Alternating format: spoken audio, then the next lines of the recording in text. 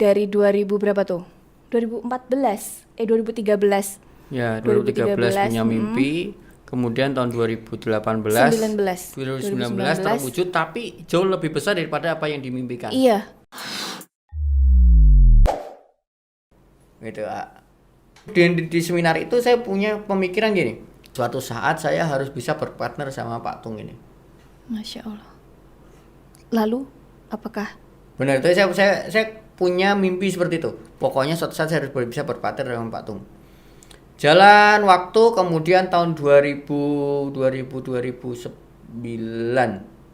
2 tahun setelah itu, mulai saya berpartner sama Pak Tung. Masya Allah. Dari 2007? 2009 lah, mungkin 2 tahun. Bisa ya mas? Itu mirip dengan saya tuh mas. Gimana tuh ceritanya?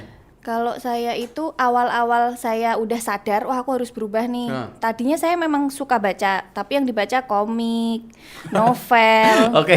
Oke. Terus WA. pada suatu hari, BlackBerry. belum ada WA dulu. Oh, BlackBerry. Terus, saya ke Gramet, biasanya yang dicari kan komik dan sebagainya, novel, Asma Nadia gitu-gitu. Terus saya coba beli bukunya Okky Stiana Dewi. Judulnya Melukis Pelangi. Oke. Disitulah aku baca. Saya Wow. tahu cerita akhirnya. Oke, lanjutin Mbak, lanjutin.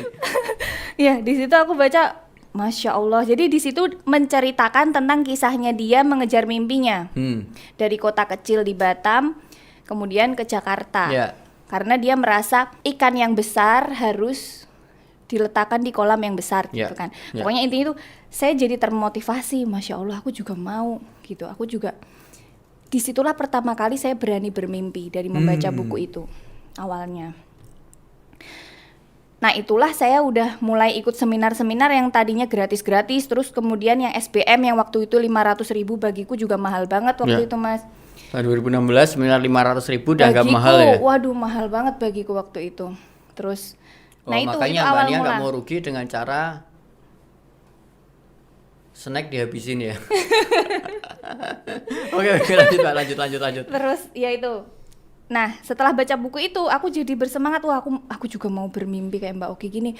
Ini Mbak Okky tuh bisa ya dari anak daerah gitu jadi seperti ini, bisa. Apa yang membedakan aku dan dia? Aku sama-sama manusia gitu. Sama-sama manusia kayak dia. Aku juga sebenarnya berpotensi gitu kan. Di situ mulai timbul semangat. Oke.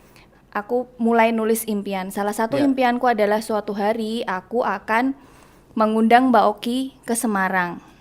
Waktu itu mikirnya gitu, mengundang beliau sebagai pembicara gitu. Aku bikin sesuatu acara di Semarang, terus beliau tak undang sebagai pembicaranya. Dulu bayanginnya gitu. Ternyata dari yang aku bayangkan itu Allah mewujudkan dengan cara yang lebih luar biasa. Nggak kepikiran nalarku gitu loh mas sebelumnya. 2019 bekerja sama Mbak Okky. Masya Allah. Bikin brand baru gitu. Dari 2000 berapa tuh? 2013 Ya, 2013 punya mimpi, kemudian tahun 2019 terwujud, tapi jauh lebih besar daripada apa yang dimimpikan. Iya. Bukan sekedar mengundang aja ya? Bukan sekedar mengundang. Padahal waktu itu niat ketemunya tuh cuman mau ngasih hadiah sama foto bareng. Tapi Mbak Okky malah tertarik untuk bikin brand, bekerja sama. Ya, bikin. Kaget banget aku mas, ya Allah.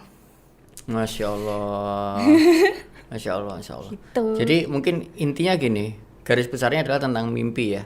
Kita harus punya mimpi besar. Nah, mimpi besar ini munculnya dari mana? Satu, dari teman pergaulan itu tadi. Gitu kan, yang mempengaruhi mimpi kita besar atau enggak tuh teman-teman kita gitu. Kalau teman-teman kita sepantaran ya udah gitu.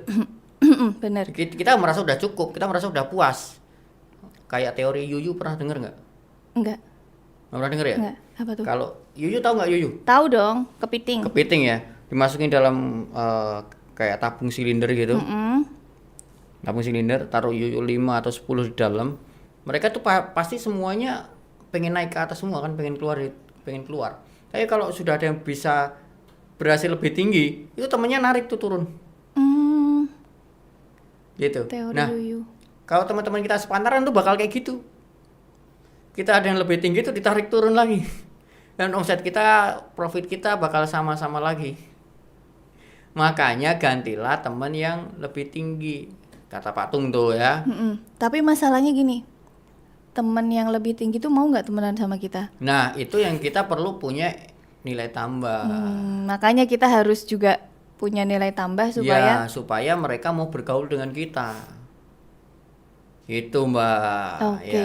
Nilai tambah itu gini, jadi jangan sampai menganggap nilai tambah ini sesuatu yang sangat berat banget, sesuatu yang sangat besar sekali. Padahal nggak gitu.